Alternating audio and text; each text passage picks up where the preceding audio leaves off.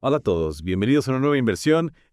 Hoy vamos a adentrarnos en el mundo de los instrumentos financieros, específicamente la sección 12 de las NIF para las pymes. Ajá, Sé que suena un poco intimidante, pero créanme, con un poco de orientación experta, claro. hasta las finanzas pueden ser entretenidas. Así es, la sección 12 puede ser un poco la oveja negra de las NIF para las pymes. Mm, Mientras que la sección 11 se ocupa de los instrumentos financieros básicos como cuentas push cobrar o préstamos simples, Sí. la sección 12 se adentra en un territorio más complejo donde acechan los derivados y otros instrumentos exóticos. Exacto, es como pasar de jugar con bloques de construcción a armar un rompecabezas de 1000 piezas con algunas piezas faltantes. Ah, Entonces, ¿cuándo una pyme debe preocuparse por la sección 12? buena pregunta. ¿En qué momento se da cuenta de que necesita un mapa para navegar por este terreno financiero más complejo? Bueno, una pyme puede vivir felizmente con la sección 11 si sus instrumentos financieros son sencillos. Pero en el momento en que comienzan a incursionar en instrumentos más sofisticados, Ajá. como opciones, swaps o contratos a plazo, Sí. la sección 12 llama a su puerta. Es como si de repente te encontraras en una película de Wall Street, ¡Ja! rodeado de traders gritando jerga financiera que no entiendes. Exacto. Pero no te preocupes, estamos aquí para traducirlo. Exactamente. Lo importante es entender que la sección 12 entra en juego cuando una empresa se enfrenta a riesgos financieros más allá de los habituales. Mm, Por ejemplo, si una pyme firma un contrato para comprar materias primas, sí, normalmente no tendría que preocuparse por la sección 12, ok. pero si ese contrato incluye cláusulas que exponen a la pyme a pérdidas significativas, Ajá, si el precio de la materia prima cae por debajo de cierto nivel, ¿te entiendo? entonces sí que entramos en el terreno de la sección 12. Ajá. O sea, no es solo el instrumento en sí, sino el riesgo que conlleva. Exactamente. Es como si compraras un coche, no es lo mismo un utilitario familiar que un deportivo de carreras. Claro, ambos son coches, pero el nivel de riesgo es muy diferente. Precisamente. Y la sección 12 nos ayuda a identificar esos deportivos de carreras en el mundo financiero y a entender cómo contabilizarlos correctamente. Entonces, una vez que una PM sabe que está lidiando con un deportivo de carreras financiero, ¿cómo lo mide y lo registra en sus estados financieros? Por aquí es donde entra en juego el concepto de valor razonable. Ajá. La mayoría de los instrumentos financieros se miden inicialmente y posteriormente al valor razonable, que es básicamente el precio al que se podría vender el instrumento en el mercado. ¿Lo que? Es como tasar una casa, se busca un precio comparable en el mercado para determinar su valor. Claro, tiene sentido, pero ¿qué pasa si el valor razonable es difícil de determinar? Mm, Como si intentaras tasar una casa hecha de queso en un mundo donde nadie come queso. Esa es una excelente analogía. Y sí hay excepciones a la regla de valor razonable. No entiendo. Por ejemplo, si una pyme tiene una participación en una empresa que no cotiza en bolsa Sí. y no hay un mercado activo para esas acciones. Determinar el valor razonable podría ser un dolor de cabeza. En estos casos se permite medir el instrumento al costo menos cualquier deterioro de valor. Ya veo. Es como decir, bueno, no sabemos cuánto vale esta casa de queso exactamente, Ajá. pero sabemos cuánto nos costó construirla. Ujú. Así que usaremos eso como base menos cualquier pedazo de queso que se haya podrido. Me encanta la analogía de la casa de queso. Es mucho más fácil de recordar que costó menos deterioro. Me alegra que te guste. Ajá. Y hablando de deterioro. Sí, es importante recordar que la sección 12 nos remite a la sección 11 para la guía Ajá. sobre cómo determinar si un instrumento financiero se ha deteriorado. Entonces, digamos que nuestra pyme tiene un montón de estos deportivos de carreras financieros en su balance. Sí. ¿Qué tipo de información deben revelar en sus estados financieros para que los inversores no salgan corriendo despavoridos? La transparencia es clave. Las pymes que aplican la sección 12 deben revelar toda la información requerida en la sección 11. Además de información específica sobre los instrumentos complejos que caen bajo la sección 12. Ok. Esto incluye la naturaleza de los instrumentos, cómo se miden y los riesgos asociados. Es como poner una etiqueta de advertencia en nuestros deportivos de carreras financieros, ¿no?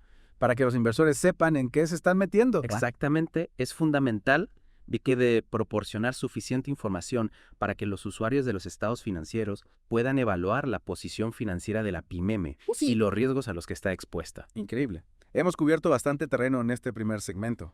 Desde cuándo una pyme necesita preocuparse por la sección 12, hasta cómo medir y revelar estos instrumentos complejos. Hemos sentado las bases para una comprensión más profunda y lo mejor de todo, sin necesidad de un título en finanzas. Exacto, pero aún nos queda mucho por explorar. En nuestro próximo segmento nos adentraremos en el fascinante mundo de la contabilidad de coberturas, Suena emocionante. donde las pymes pueden utilizar estrategias para protegerse de las fluctuaciones del mercado. como si se pusieran un casco antes de subirse a su deportivo de carreras financieras. No se pierdan el próximo segmento de nuestra inmersión en la sección 12 de las NIF para las pymes, donde desmitificaremos la contabilidad de coberturas y les daremos las herramientas para comprenderla mejor. Retomando nuestra conversación, la contabilidad de coberturas es como el cinturón de seguridad para esos deportivos de carreras financieros. Permite a las pymes gestionar ciertos riesgos y evitar que un bache en el camino se convierta en un accidente financiero catastrófico. Me gusta la analogía, entonces, si una pyme está conduciendo uno de estos deportivos de carreras financieros, ¿qué tipo de riesgos puede cubrir con este cinturón de seguridad contable? Bueno, las NIFs para las pymes nos dicen que solo se pueden cubrir ciertos tipos de riesgos. Es como si el cinturón de seguridad solo funcionara en ciertos tipos de carreteras. ¿Cuáles son esas carreteras? ¿Qué riesgos específicos se pueden cubrir? Las NIF para las pymes se centran en 4 tipos principales de riesgos. El riesgo de tasa de interés en instrumentos de deuda como los bonos. Imagina que una pyme tiene un préstamo a tasa fija y las tasas de interés comienzan a subir. Eso significa que el valor de su préstamo disminuye, ya que podrían haber obtenido un préstamo más barato con las tasas actuales. Claro. La contabilidad de coberturas les permite protegerse de este riesgo. Entiendo, es como fijar el precio de la gasolina antes de un viaje largo por carretera, Exactamente. para no llevarse una sorpresa desagradable en la gasolinera. Luego tenemos el riesgo de tipo de cambio. Esto es especialmente relevante para las pymes que realizan negocios internacionales. Sí. Si una pyme espera recibir un pago en dólares y el euro se debilita, recibirá menos euros de los que esperaba. La contabilidad de coberturas les permite bloquear un tipo de cambio favorable y evitar pérdidas por fluctuaciones monetarias. Es como comprar un seguro de viaje que te protege contra la fluctuación de los tipos de cambio. Sí. Una excelente analogía, el tercer riesgo que se puede cubrir es el riesgo de precio de una materia prima cotizada. Piensa en una pyme que utiliza grandes cantidades de cobre en su proceso de producción. Sí. Si el precio del cobre sube, sus costes de producción también aumentarán. Claro. La contabilidad de coberturas les permite fijar un precio para el cobre en el futuro Entiendo. y protegerse de las subidas de precios. Es como hacer una reserva en un restaurante con un menú de precio fijo, en lugar de arriesgarse a que los precios suban cuando llegues. Y por último, pero no menos importante, tenemos el riesgo de tipo de cambio en una inversión neta en un negocio en el extranjero. Es un poco más complejo, pero básicamente significa que una pyme que tiene una subsidiaria en otro país puede usar la contabilidad de coberturas para protegerse de las fluctuaciones monetarias entre las dos monedas. Ese suena complicado, pero confío en que nos lo explicarás con más detalle en el próximo segmento. Por supuesto. Pero antes de pasar al siguiente tema, me gustaría destacar que no todos los instrumentos financieros sirven como cinturón de seguridad. Las NIF para las pymes son muy específicas sobre qué instrumentos califican como instrumentos de cobertura. Entonces, no puedo simplemente usar mi vieja colección de cromos de fútbol como instrumento de cobertura, ¿verdad? Me temo que no, los instrumentos de cobertura suelen ser derivados financieros como swaps, futuros y opciones. Suena bastante técnico. ¿Puedes dar algunos ejemplos de cómo una pyme podría usar estos instrumentos en la vida real? Claro, supongamos que una pyme tiene un préstamo a tasa variable y quiere protegerse de las subidas de tipos de interés. Podrían entrar en un swap de tipos de interés donde acuerdan pagar una tasa fija y recibir una tasa variable. Si las tasas de interés suben, la pérdida en el préstamo se compensa con la ganancia en el swap. Es como cambiar tu billete de avión de clase económica por uno de primera clase justo antes de que el precio de la primera clase suba. Inteligente. Exactamente.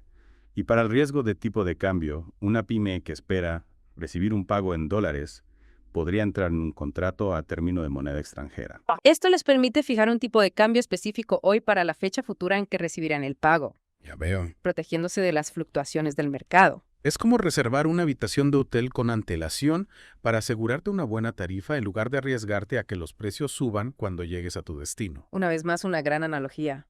La clave es entender que la contabilidad de coberturas permite a las pymes gestionar los riesgos financieros y tomar decisiones más informadas. Todo esto suena muy útil, pero también un poco complicado. ¿Hay alguna información específica que las pymes deban revelar sobre sus actividades de cobertura? Por supuesto, la transparencia es fundamental. Las NIF para las pymes exigen que se revele información detallada sobre las coberturas, como la naturaleza de los riesgos cubiertos, los instrumentos utilizados y la eficacia de la cobertura. Es como llevar un registro de viaje detallado para que pueda recordar a dónde fuiste, cómo llegaste allí y cuánto te costó. Exactamente. La transparencia ayuda a los usuarios de los estados financieros a comprender las estrategias de gestión de riesgos de la pyme y a evaluar su impacto en la posición financiera de la empresa. Fascinante. Hemos cubierto mucho terreno en este segmento, explorando los diferentes tipos de riesgos que se pueden cubrir, Así es. los instrumentos utilizados y los requisitos de información a revelar. En nuestro próximo segmento profundizaremos en la contabilidad de coberturas para inversiones netas en negocios en el extranjero, que como mencionamos antes tiene sus propias particularidades. No puedo esperar. Hasta el próximo segmento donde continuaremos desentrañando los misterios de la sección 12 de las NIF para las pymes, listos para la última etapa de nuestro viaje por la sección 12. Hablamos de instrumentos financieros complejos, exploramos la contabilidad de coberturas y ahora, como prometimos, nos adentramos en el mundo de las inversiones netas en negocios en el extranjero. Prepárense, porque aquí es donde las cosas se ponen realmente interesantes. Así es cuando una pyme decide aventurarse fuera de su país de origen e invertir en un negocio en el extranjero. Abre la puerta a un nuevo conjunto de riesgos y oportunidades. Es como viajar a un país exótico, emocionante, pero con sus propios desafíos como el idioma, las costumbres. Claro. Y en este caso, las fluctuaciones monetarias. Exactamente. Y aquí es donde la contabilidad de coberturas para inversiones netas en negocios en el extranjero entra en juego. Recordemos que una inversión neta en un negocio en el extranjero se refiere a la participación de una pyme en una subsidiaria, sucursal o negocio conjunto que opera en un país diferente. Eso es como tener una casa de vacaciones en otro país, disfrutas de los beneficios de tener una propiedad allí. ¿Sí? Pero también te expones a los vaivenes del mercado inmobiliario local, por supuesto el tipo de cambio.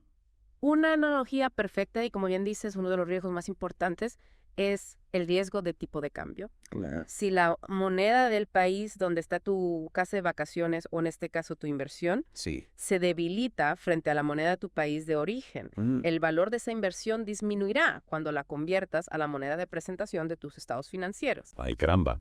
Es como si de repente tu casa de vacaciones valiera menos solo porque la moneda local se devaluó. Exacto. ¿Cómo puede una pyme protegerse de este tipo de riesgo? Ahí es donde entra la magia de la contabilidad de coberturas. Las pymes pueden utilizar instrumentos financieros como contratos de término de moneda extranjera o permutas de divisas para fijar un tipo de cambio futuro.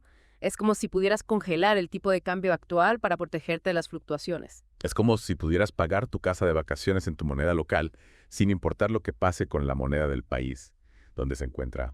Genial. Exactamente. Pero lo interesante aquí es que las NIS para las pymes tienen un tratamiento contable especial para la cobertura de inversiones netas en negocios en el extranjero. A diferencia de otros tipos de coberturas donde las ganancias y pérdidas se reconocen generalmente en el resultado del periodo. Sí. En este caso, la parte efectiva de la ganancia o pérdida del instrumento de cobertura se registra inicialmente en otro resultado integral. Espera, otro resultado integral. Suena a algo que solo un contable podría amar. ¿Qué es traducir eso al idioma de los mortales? Claro que sí, imagina el otro resultado integral como una especie de caja fuerte contable donde guardas ciertas ganancias y pérdidas hasta que llegue el momento adecuado para usarlas. Es como si guardaras algunos de tus ahorros en una cuenta especial para un futuro viaje. Ajá, ahora sí me cuadra.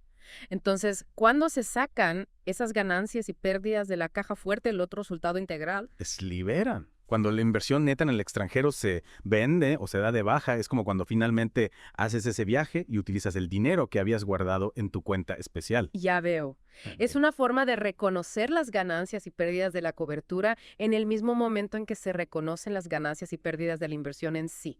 Tiene mucho sentido. Exactamente. Y para asegurarnos de que todo sea transparente, las NIF para las pymes también exigen que se revele información adicional sobre las coberturas de inversiones netas en negocios en el extranjero, Oh, sí. como los periodos en los que esperan los flujos de efectivo de la inversión y la naturaleza de las transacciones que se han cubierto. Es como llevar un diario de viaje detallado, donde anotas todo lo relacionado con tu casa de vacaciones en el extranjero. Correcto. Cuándo planeas ir, qué actividades harás y cuánto esperas gastar. Una excelente manera de visualizarlo. La transparencia es clave para que los usuarios de los estados financieros puedan entender cómo la pyme está gestionando los riesgos de sus inversiones en el extranjero. Fantástico. Hemos llegado al final de nuestro viaje por la sección 12. Así es. Hemos descifrado los instrumentos financieros complejos, dominado la contabilidad de coberturas y hasta explorado las inversiones en negocios en el extranjero. ¿Quién diría que las finanzas podrían ser tan emocionantes? Esperamos que este deep dive haya sido útil para comprender mejor la sección 12 de las NIF para las pymes. Recuerden, la clave está en entender los riesgos, utilizar las herramientas de cobertura adecuadas y ser transparentes en la información que se presenta. Y con eso, queridos oyentes, llegamos al final de nuestra inmersión en la sección 12. Esperamos que hayan disfrutado del viaje y que se lleven consigo un mejor entendimiento de este fascinante mundo financiero. Hasta la próxima.